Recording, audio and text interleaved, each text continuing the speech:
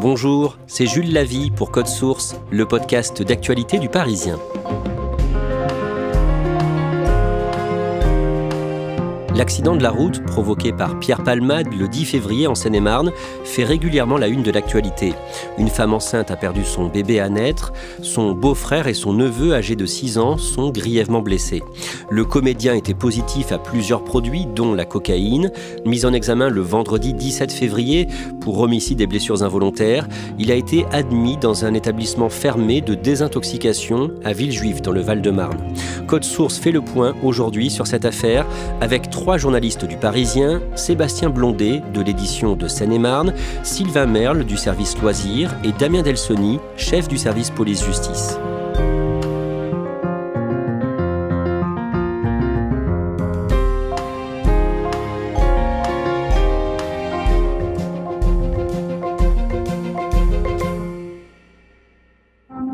L'humoriste acteur français Pierre Palmade, dont le pronostic vital est engagé. L'humoriste Pierre Palmade et 3 autres personnes à l'hôpital après un accident de la route. Cet accident de la route hier soir sur une départementale de Seine-et-Marne. Parmi les victimes, le comédien Pierre Palmade. 3 véhicules ont été impliqués. Le pronostic vital est engagé pour 4 personnes, dont une femme enceinte, un enfant et Pierre Palmade.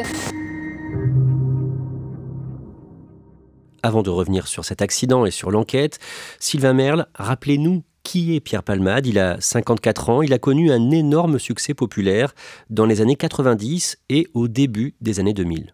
Pierre Palmade, on le voit un peu partout à l'époque. Pierre Palmade, il est humoriste et il écrit aussi pour les autres. Il a écrit pour Muriel Robin, il a aidé Muriel Robin à façonner ce personnage qu'on connaît. Il partage aussi la scène avec Michel Larocque, avec laquelle il crée 3 spectacles autour du couple, qui s'appellent « Ils s'aiment, ils se sont aimés et ils se re-aiment », qui ont un immense succès. Ces sketchs passent énormément à la télévision. Non, Liliane, Ox, ça n'existe pas. Oui, non, d'accord, ça t'aurait fait 30 points avec le mot contre triple, mais ça n'existe pas. Xo non plus, d'ailleurs. Vous l'avez rencontré et interrogé à plusieurs reprises. En avril 2019, vous avez publié une interview de lui dans laquelle il reconnaît ne pas réussir à arrêter la cocaïne. La cocaïne, il en prend depuis qu'il a 20 ans. Je le vois, à l'époque, il a une 50aine d'années, ça fait 30 ans. Il a déjà beaucoup raconté sa dépendance à la cocaïne dans des interviews. Et puis, il faut dire qu'il a déjà été condamné pour possession et consommation de cocaïne. Cette addiction, il l'explique notamment par un mal-être, le fait qu'il n'a jamais complètement accepté son homosexualité. Oui, parce qu'en fait, il dit souvent qu'il est encombré par cette homosexualité, qu'il ne l'aime pas. Et qu'à jeun, il voulait être hétéro. D'ailleurs, il va se marier avec Véronique Sanson, pour laquelle il va éprouver un véritable amour. Seulement, pour vivre son homosexualité, pour coucher avec des hommes, il a besoin de prendre de la cocaïne et de l'alcool. Et il devient très vite dépendant. Sylvain Merle, quand vous rencontrez Pierre Palmade en avril 2019, c'est à l'occasion de la sortie de son autobiographie, ce livre intitulé « Dites à mon père que je suis célèbre ». Pourquoi ce titre ? Il intitule son livre ainsi parce qu'il a perdu son père à l'âge de 8 ans. Son père est mort dans un accident de la route. C'est une disparition qui va le marquer, qui le marque encore. Dans ce livre, il va se raconter, il va raconter son parcours, il va raconter ses addictions, il va raconter ses rencontres et son mal-être. Et les premiers mots sont assez saisissants. Je vais vous les lire. « Si je fais un inventaire, c'est globalement positif. Je m'en sors sans accident, sans maladie, sans dette, sans vrais ennemis, sans cadavres. » Damien Delsoni, en 2019 puis en 2022, Pierre Palmade fait parler de lui dans la rubrique « Faits divers ». Oui, alors c'est un petit peu d'ailleurs à chaque fois les mêmes histoires. C'est des choses qui se passent à son domicile parisien. C'est lui d'ailleurs qui souvent se présente au commissariat et qui explique qu'il a, alors une première fois, il y a des gens qui se sont enfermés dans son propre appartement, dont il n'arrive pas à les faire sortir, qui ont détérioré du mobilier. Donc il vient déposer des plaintes ou en tout cas faire des signalements. Et à chaque fois, on se rend compte, les policiers s'aperçoivent que tout ça se passe dans un contexte de soirée et alcoolisée et sans doute avec l'utilisation de produits stupéfiants. Donc il n'y a pas vraiment de procédure ni d'enquête parce que c'est des choses assez simples mais qui sont assez symptomatiques de son mode de vie et de ce qui peut se passer chez lui à Paris. On en vient à l'accident qui s'est produit le vendredi 10 février, peu avant 19h, en Seine-et-Marne, sur la route entre Melun et Perth-en-Gâtinais, la départementale 372, à Villiers-en-Bière. Sébastien Blondet, on est où? À quoi ressemble cette route? On est en plein milieu des champs, sur une ligne droite à la sortie d'un rond-point en direction de Perth-en-Gâtinais. On voit le centre commercial Carrefour au loin, des fossés très proches de la chaussée. On est en pleine campagne. Damien Delsoni, décrivez-nous l'accident. Alors l'accident, c'est la voiture, donc la 3008 qui est conduite par Pierre Palmade, qui se déporte sur la gauche, qui franchit donc le milieu de la chaussée et qui vient percuter une Renault Mégane qui arrive tranquillement, j'allais dire, en face. Donc c'est un choc frontal. Les chocs frontaux sont toujours les plus violents et les plus graves dans les accidents de la route. Quand les gendarmes et les pompiers vont arriver sur place, puis le SAMU, ils découvrent des voitures qui sont extrêmement abîmées et surtout des passagers qui sont pour la plupart encore coincés à l'intérieur. Ce sera d'ailleurs le cas de Pierre Palmade, c'est-à-dire qu'il faudra une équipe de désincarcération pour les sortir, ce qui veut dire que voilà, ça a tapé très fort et que les voitures se sont pliées et que les blessés sont pour la plupart prisonniers des voitures. Sébastien Blondet, vous avez interrogé un témoin, l'un des premiers à être arrivé sur place, que nous appellerons David. Qu'est-ce qu'il voit quand il arrive ? Eh bien, il sort du rond-point, en fait, et direction Perth-en-Gâtinais. Il voit des grosses étincelles au loin, tout d'abord. David arrive sur l'accident. Il se porte tout de suite au secours de Pierre Palmade, qui l'empêche de sortir de la voiture, au cas où il aurait une hémorragie interne. Ensuite, il se dirige vers la Mégane. À ses côtés, le conducteur est mal en point. Et à l'arrière, il y a l'enfant de 6 ans du conducteur. Et là, ils appellent les secours. Et à l'arrière, il y a une jeune femme qui est enceinte et qui crie « Mon enfant, mon enfant ». Ce témoin, David, il voit 2 autres hommes, dont un qui est dans la voiture de Pierre Palmade. Oui, il est à l'arrière de la voiture, il est choqué. Et il y a un deuxième homme qui est en train d'appeler les secours. Cet homme que David a vu dans la Peugeot 3008 de Pierre Palmade et celui qui est à l'extérieur, donc en train de téléphoner, qu'est-ce qu'ils deviennent ensuite ? Il reste un certain temps qui n'est pas défini sur les lieux, et ensuite ils disparaissent, discrètement, quand ils voient arriver la police et les pompiers. La femme enceinte qui a 27 ans a perdu son bébé. Elle est hospitalisée à Clichy-sur-Seine, tout comme son beau-frère qui était au volant. Il souffre de plusieurs fractures, notamment au visage et sur le haut du corps. Le fils de cet homme qui a 6 ans est grièvement touché au visage lui aussi. Il est transporté à l'hôpital Necker à Paris. Sébastien Blondet, vous avez pu parler avec des proches de la famille victime de l'accident. Il s'agit d'une famille d'origine kurde, arrivée en France il y a plus de 10 ans. Un voisin du conducteur le décrit comme gentil, discret et travailleur. Depuis le lendemain de l'accident, une enquête est ouverte pour homicide et blessures involontaires par conducteur ayant entraîné une incapacité totale de travail supérieure à 3 mois.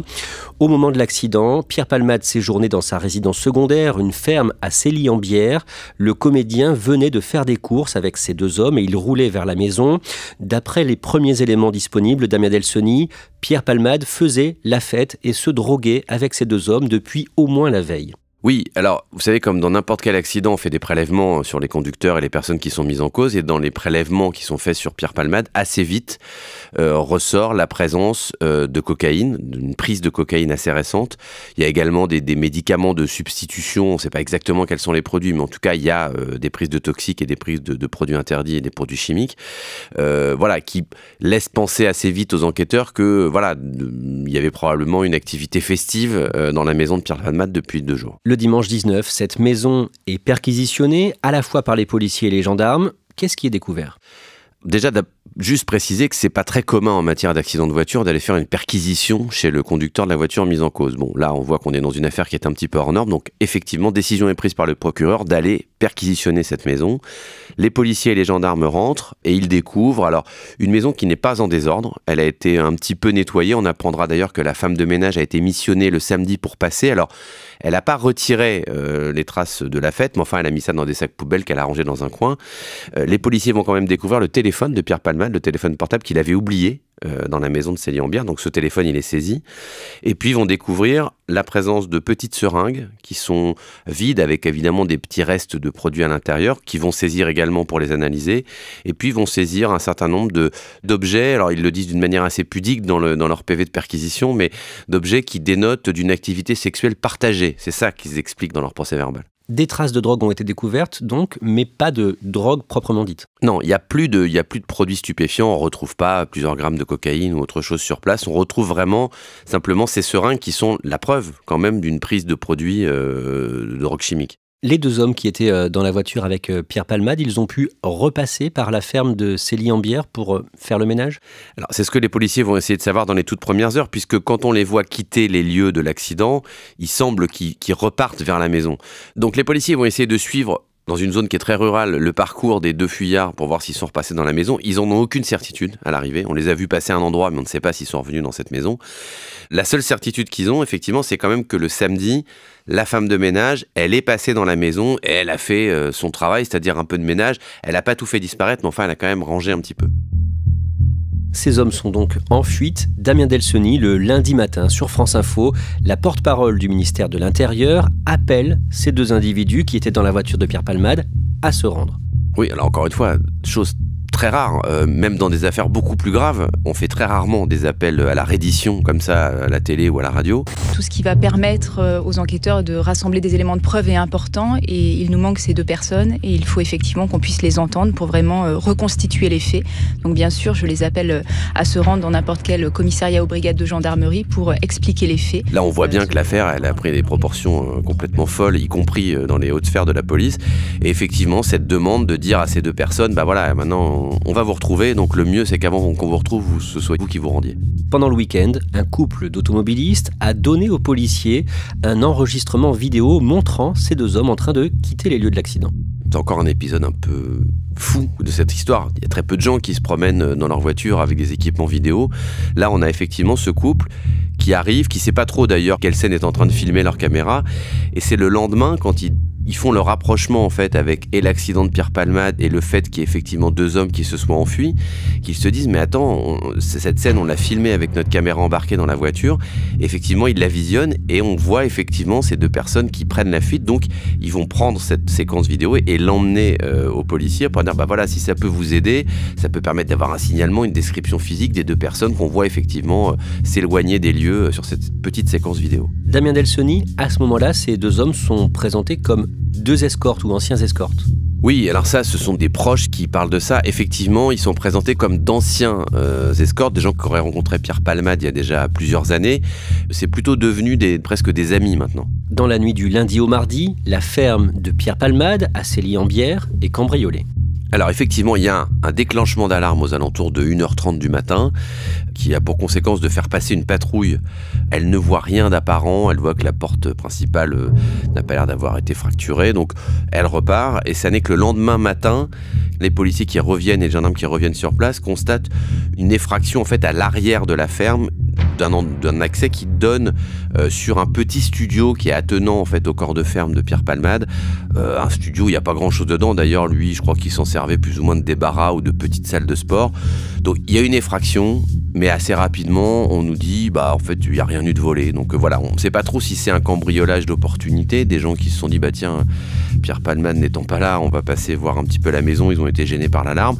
Est-ce que c'est des gens qui voulaient revenir sur place pour faire quelque chose, enlever quelque chose? On saura, pour le moment, on n'en sait rien. Il y a juste eu ce petit studio qui a été visité. Le mardi 14 février, dans la journée, la sœur de Pierre Palmade, qui a pu parler avec lui à l'hôpital du Kremlin-Bicêtre, publie un communiqué. Dans un communiqué de presse, Hélène, la sœur de l'humoriste, se fait cet après-midi son porte-parole. Il est catastrophé, il a honte. L'idée d'avoir détruit la vie de cette famille le dévaste. Il assumera toutes les conséquences de ses actes. Pierre leur demande pardon du plus profond de son âme. C'est une prise de parole qui était pas forcément attendue d'ailleurs, on ne pensait pas qu'il s'exprimerait aussitôt, mais effectivement il y a ce besoin peut-être, eu égard au torrent médiatique, de poser quelque chose, et là de poser les mots pardon et les mots honte, voilà, ses proches ont jugé que c'était le moment de le faire. En fin d'après-midi, ce jour-là, l'avocat de la famille victime de l'accident organise une conférence de presse dans son cabinet à Paris et il répond d'abord à ce communiqué. Il va répondre de manière assez sèche finalement à ce que dit Palmade. Enfin, pour lui, c'est clairement pas le moment du pardon, c'est plutôt le moment de prendre ses responsabilités, quoi. Je tenais aussi à vous dire, avant de rentrer sur le fond, que nous avons pris acte du communiqué qui a été fait par l'avocate de Pierre Palmade. Nous tenons néanmoins à rappeler de façon ferme et sans aucune équivocité que les seules victimes dans ce dossier, ce sont mes clients. Par ailleurs, il donne des détails sur les blessures des différents membres de la famille et sur l'enfant qu'attendait la femme enceinte. Quand elle est prise en charge par les secours le vendredi soir, elle n'est pas grièvement blessée.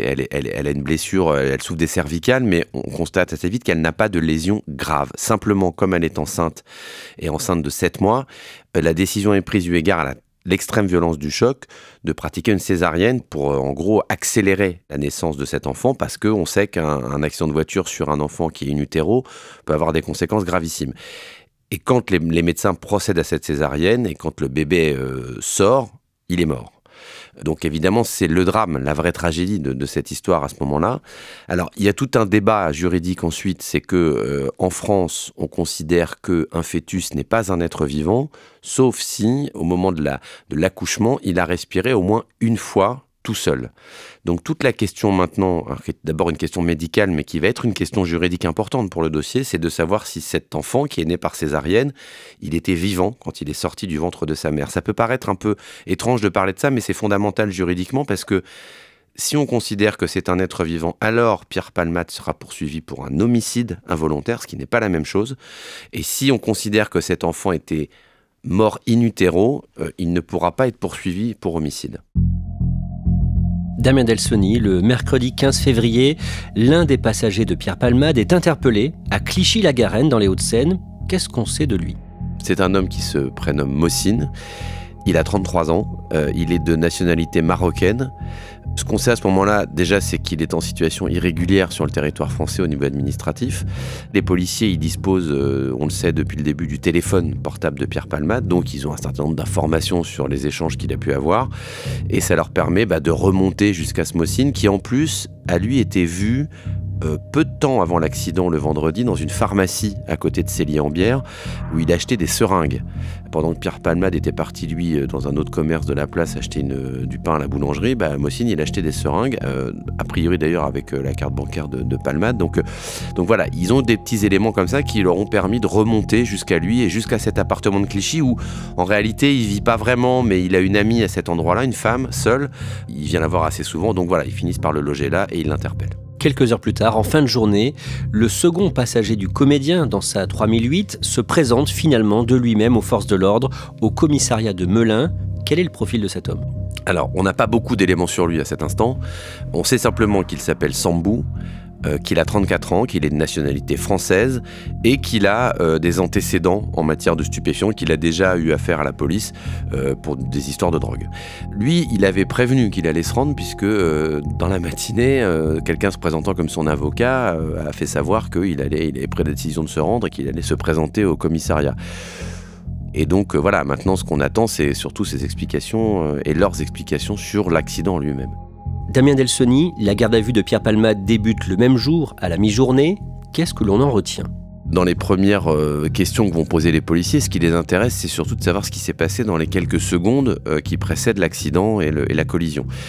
Et en fait, assez vite, Palmade va leur dire « moi, j'en sais rien. J'ai plus de souvenirs. Moi, la seule chose qui me revient, c'est d'avoir fermé à clé ma maison, d'être monté dans une voiture, et à partir de là, il n'y a plus rien, c'est le trou noir. » Donc effectivement, ça fait pas beaucoup de souvenirs et ça fait pas beaucoup de précision. Alors est-ce que c'est un déni pour dire voilà, je ne peux pas expliquer ce qui s'est passé, ou est-ce que c'est, ce qui est probable aussi, une raison purement médicale, c'est-à-dire il y a le choc, il y a quand même tous les médicaments, morphine, etc., qui lui ont été administrés pendant plusieurs jours pour le soigner.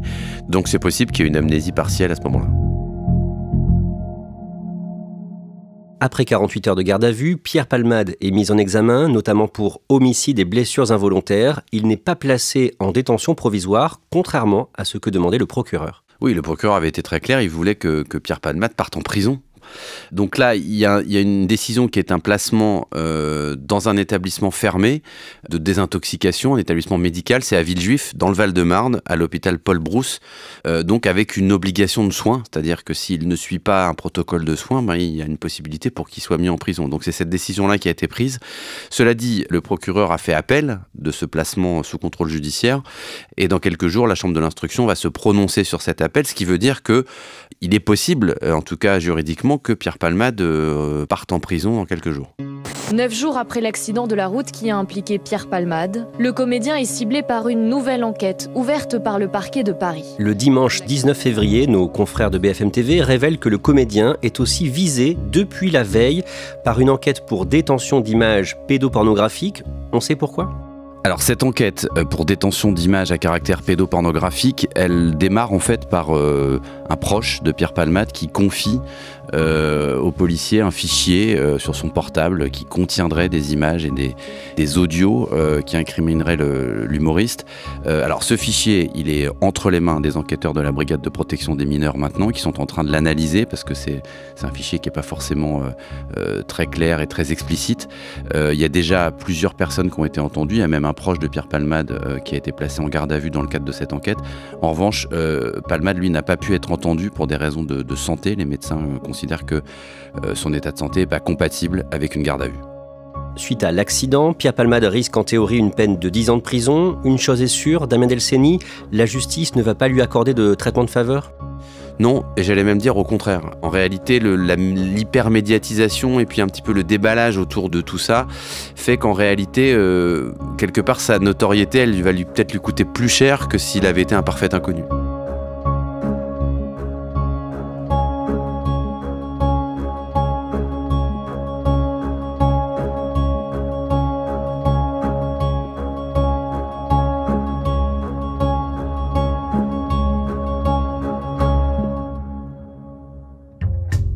Merci à Sébastien Blondet, Damien Delceni et Sylvain Merle.